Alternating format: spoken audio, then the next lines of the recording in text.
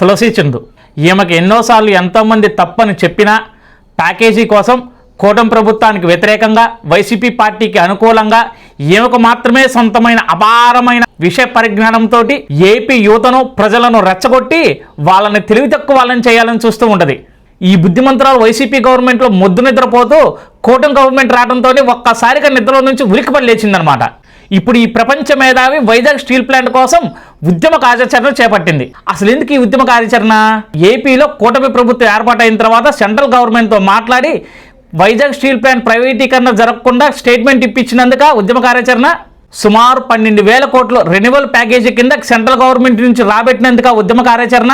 AP government ఆర్థిక కష్టాల్లో ఉన్న వైజాగ్ స్టీల్ ప్లాంట్ కోసం 2,600 కోట్లు కేటాయించినందుక ఉద్యమ కార్యాచరణ.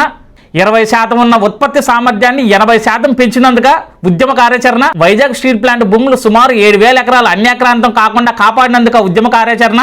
సెంట్రల్ గవర్నమెంట్ నుంచి ప్యాకేజీలు ఇప్పించి స్టీల్ ప్లాంట్ లాభాల బాట పట్టించి ఉద్యోగులకు రక్షణగా నిలబడ్డందుక ఉద్యమ కార్యాచరణ.